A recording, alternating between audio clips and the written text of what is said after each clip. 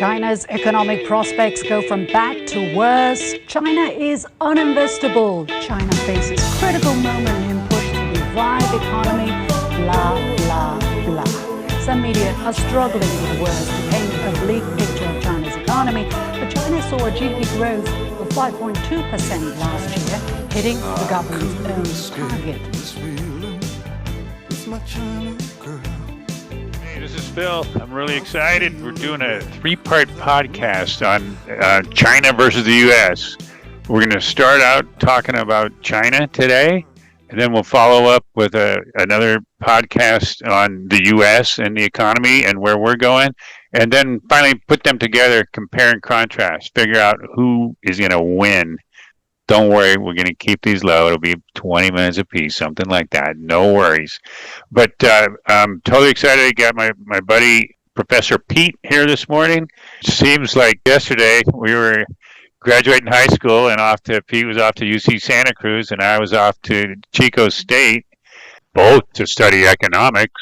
But now he's a professor emeritus at UOP after years of teaching there. And I went through Pete, and I looked up, emeritus means old, has been, and out to pasture. Is that a good thing that now I have friends that are emeritus? Yeah, that's really the fact of the matter. The Latin terminology is a lot of icing on the fact that we're sort of over the hill and winding down. Okay, speaking of winding down, is that what's happening with the Chinese economy?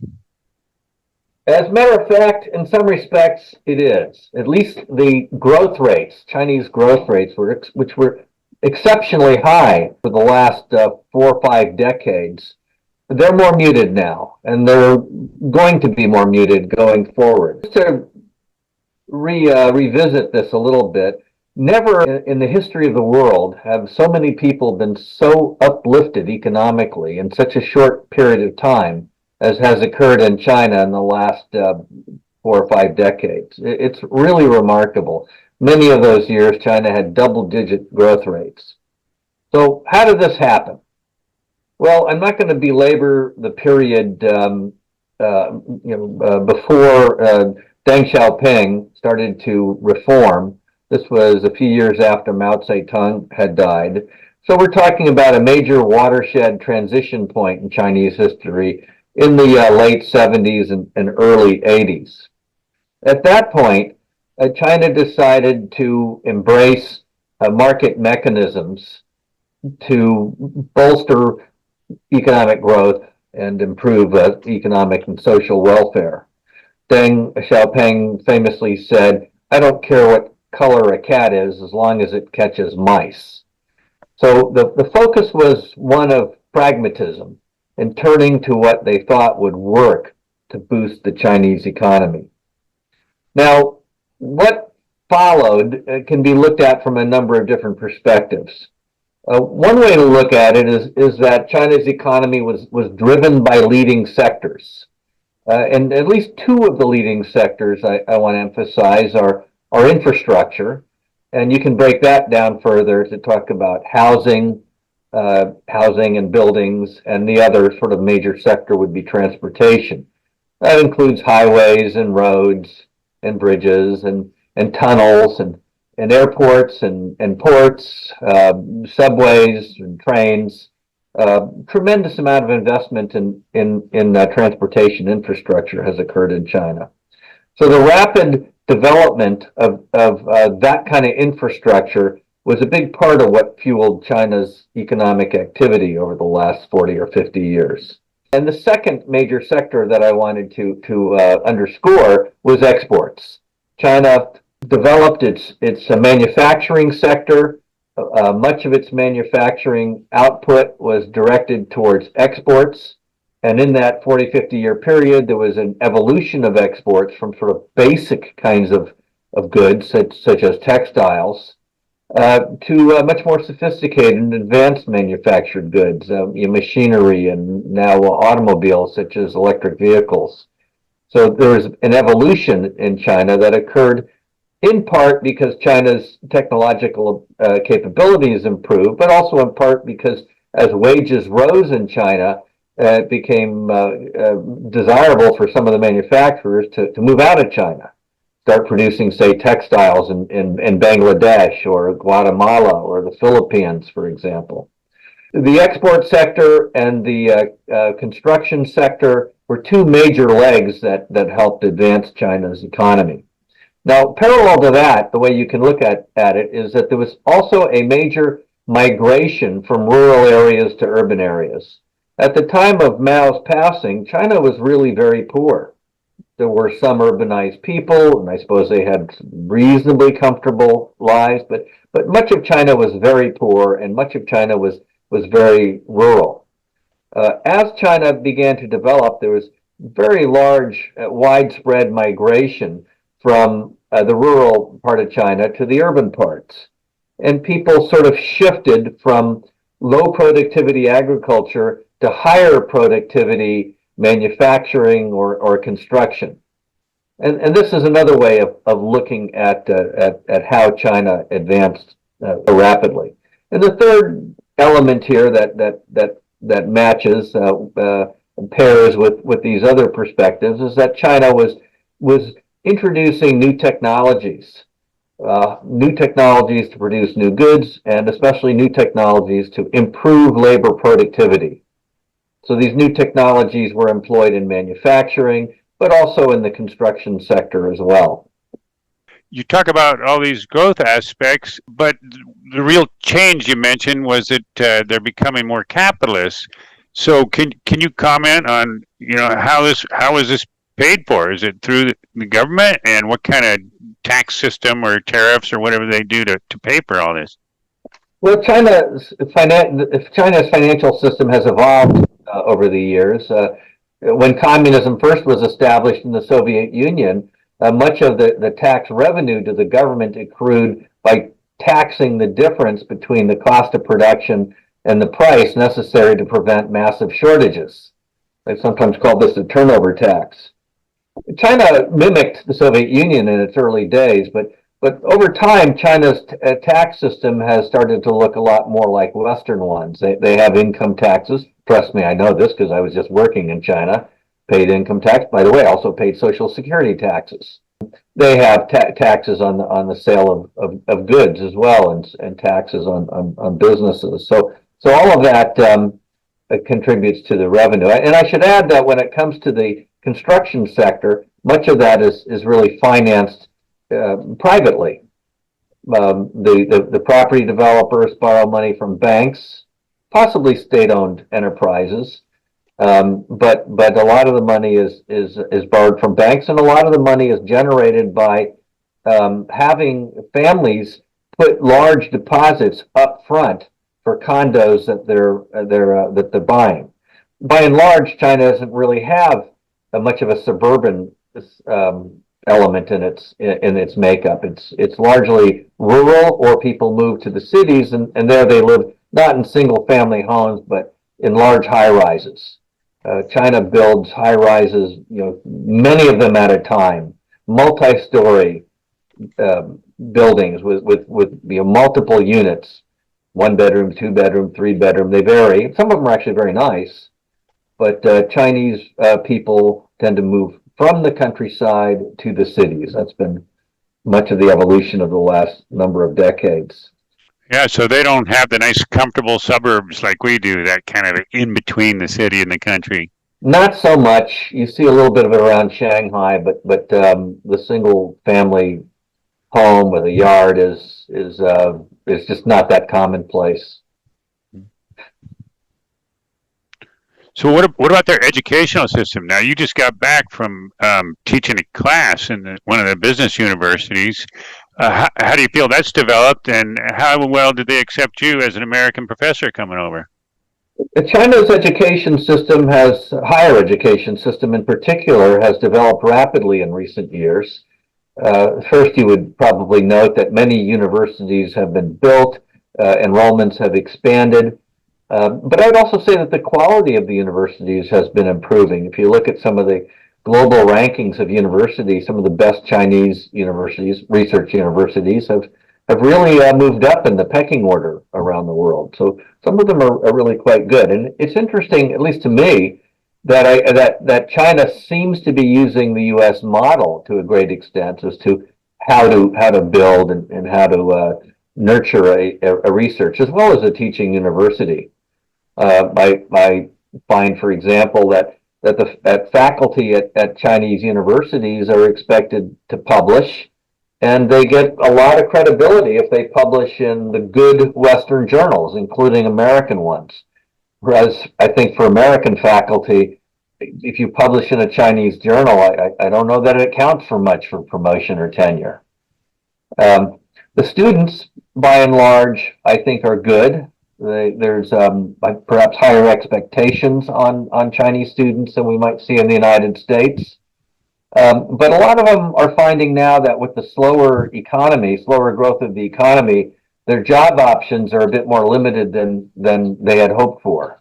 And there's sort of a new problem in China as the Chinese economy has decelerated to perhaps 4% growth now, 4 or 5%, and probably falling to the 3 to 4% range in another decade or so. And with that kind of growth, the opportunities are not what they once were. And so I think students are a little fussier about what they major in. Some of them decide to go on to graduate school to burnish their credentials. It's interesting that the government is encouraging them to think a little bit less materialistically and start thinking about broadening their horizons. Maybe what they ought to do when they graduate is go out to the countryside and work for a while. Some echoes of the Cultural Revolution there. Why don't they just move back in with their parents for 10 years or so like we do? Yeah, and some of them are, much to the concern of the parents and the grandparents. Yeah. So that's explaining pretty much what's happened up to now. What do you see looking forward? You mentioned 3 to 4% GNP growth, but what do you see going forward? Well, let me underscore what I think is an important point to understand about China, and that is, yes, in the period of Deng Xiaoping, there was a big pivot away from central planning, material balancing, and towards the use of markets because of recognition that market mechanisms simply are better to get things produced. But, and in that sense, they turned their back on Marxism a little bit. The means of production are not all public anymore. There's quite a bit of private capital in China. Sure, there's also a state-owned enterprise, but private capital is a much, much bigger part of the economy now than Mao, I think, had ever envisioned it would be. But that's Marxism. Actually, Marxism is many things, but the public ownership of the means of production is a big part of Marxism. But Leninism is a little bit different in that Lenin focused on how do you run a communist government, a communist country. And Lenin focused on the need for the Communist Party to have sort of absolute control of key pillars of society. The military and the police would be obvious ones, but we're also talking about communications and the media, and education and transportation. So a lot of the key pillars, columns that keep the economy and society going are under absolute control of the Communist Party, and I think ever more so over the last 10 years since Xi Jinping has assumed power within the ascended to the top of the Communist Party there. So, having said that, what you have is an interesting blend of one-party, undemocratic political rule paired with a reliance on markets for the production and, to a great extent, the distribution and allocation of resources. Educational, you're talking about a capitalist and communist-led, like a capitalist market system, but communist-led in that it's a single-party rule? There's always this one person or like these 5 people who will be like, ew, but China's capitalist. Like, because China produces and manufactures, and it's like so integral to this global capitalist economy. So how on earth could you say that China's socialist or on the road to socialism?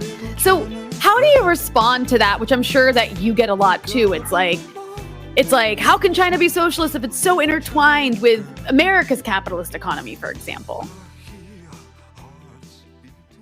Well, I was teaching a course in China on that very subject. We were looking at Karl Marx and Adam Smith and David Ricardo. We were looking at economic thought, economic philosophy, economic systems, and that was quite explicit in the course that I was teaching. And I think the students these days, bear in mind that the kids I was teaching were probably born in this millennia. They don't know. Well, sure, I suppose they've heard stories from their grandparents of what things were like in the Mao era, but all they know is a very prosperous and growing China. So for them, they take for granted this system of one-party rule paired with at least a quasi-market economy. They believe it's superior. They believe they can get things done, whereas we are mired in dysfunction, political, social, and economic dysfunction. So they're confident they're on the ascendancy, and we're not. That we're actually in decline, and that the United States is a waning force in the global community. So I understand why they feel that, because they've been growing so much, but we're hearing about real problems in their infrastructure investment, their housing markets. And how do you feel about that? What kind of headwinds is China facing? Well, I think you make a good point. I think their confidence is being a little bit shaken because it's clear that their economic growth rates are much lower than they were and will continue to be much lower than they were. They are plagued with some problems, some big clouds on the horizon. At least for a while, they have to deal with this problem of excess supply of housing. Tens of millions of units are either vacant or unfinished. And that's a real problem. Many people who paid for condos have yet to receive them. And the property developers are either bankrupt or on the verge of bankruptcy. Needless to say, this has a lot of Chinese families very concerned. And there are some questions about what the government's going to do to see to it that these people are made whole. Beyond that, there's a possibility that the downturn in property could lead to more serious financial problems in China. But if it doesn't, it is likely to at least slow China's growth significantly until that excess supply can be worked off. And sure, there's still urbanization, people moving from the countryside to the cities, and eventually that excess supply will be soaked up. But it's probably going to take years. And it will be kind of a break on China's economic growth going forward. So there's good available apartments there. When you go back, you're going to have a nice condo on the beach? That's my hope. If I head back, I am thinking about finding a nice, comfortable place for very reasonable prices, especially by California standards. Mm-hmm. Phil and I, we're used to some pretty high prices here in Northern California. Yeah, we are. What about the demographic issues?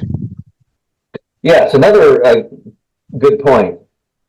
China, as I think many know, has many people, 1.4 billion people. With that kind of population, the Chinese government sought to limit population growth some years ago by mandating one-child families for at least most of the country. And this has worked to slow population growth, but then it became clear eventually that there were some problems. Who's going to pay into the social security system if there's very few young people and lots of old people? So some years ago, China eased that policy, and now young couples are permitted to have more than one child. They can have two or even three. Turns out that a lot of the young simply don't want to have two or three children. They perhaps look at the cost, but I think the other factor is it's just sort of been culturally ingrained in China to have one child. So there really is a problem with kind of a top-heavy population structure, lots of older people, not enough going into the social security system. Eventually, it's going to lead, I think, to labor shortages. China is not big on immigrants to fill those positions, at least yet. So, yes, there are significant demographic problems which will slow their growth going forward. What about business crime and corruption in China? Another important factor. It's been found, and perhaps this is just obvious, if there's a widespread corruption and sort of dishonest business ethics, that this undermines economic welfare and economic growth. So, to that end, when Xi Jinping assumed power back about 2012, this was actually one of his top priorities to try to crack down on corruption within China.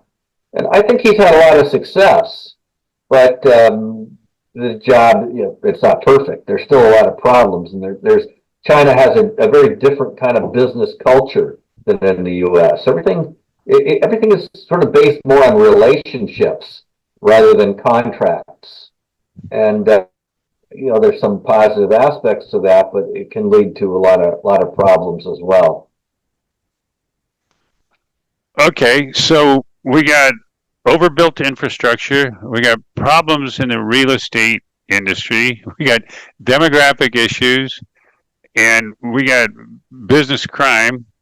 And so what are China's strengths going forward, or what's the bright side that they're looking at? Well, I would say first that they have developed a remarkable platform for further growth. They have infrastructure that is really the envy of the United States in some respects. They have a hardworking and increasingly educated population. They have trade relationships all over the world. And they believe they have a system that can better get things done. They do planning, economic planning, and they have 5-year plans.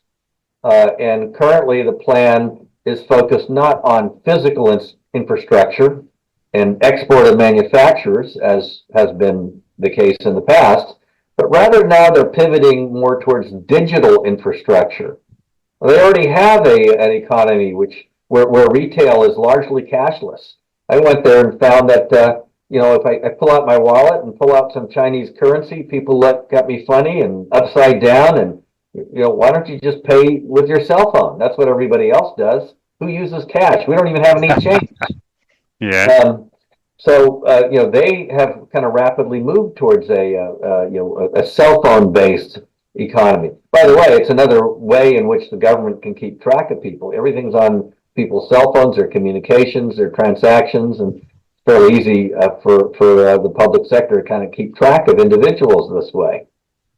But they are moving towards digitization. There's a big push towards environmentally sound practices. While it's true they're the biggest polluter now, and they use a lot of coal for electricity production, but they're hoping for a sort of peak coal use very soon and a decline thereafter, and they're shifting towards energy, electric energy, and solar energy in particular. They're a very big producer of solar panels, many of which have been exported to the United States. They are now very big into the electric vehicle world. They can produce electric cars at lower cost than we can. And it's difficult for them to export to the United States, but they're now exporting these cars to many, many other countries of the world. So China is looking to move up the food chain, so to speak, in terms of the leading sectors of their economy. They are looking for a more digital technology-based economy. They're trying to move into biotech and medical technologies as well. As I mentioned, environmental and green technologies. So this is where they're staking their future. They're also pivoting their trade since they have problems with the West, since we impose tariffs, and we're concerned about our technologies becoming used for their military purposes. There's a lot of restrictions on that. So they're pivoting somewhat away from the United States and other Western countries towards Africa and Latin America and other countries in Asia. Okay, so what's the bottom line? Bottom line is that China will grow much slower than it had in the past. We're looking at maybe 4% growth over the next number of years, say decade, and then somewhat less than that beyond. I'll point out that that's still faster growth than in the United States, let alone Europe, which is growing even slower. And given China's heft already, and by the way, in terms of, if you just sort of add up all the goods and services that they produce and attribute a market value to it, their purchasing power GDP is bigger than ours.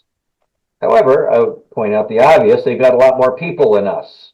And so when you take all of their output and divide it by all of their people, you still get a substantially lower per capita income. Yes, their per capita income will be growing somewhat faster than ours, but it's going to take a long time at these rates for them to catch up.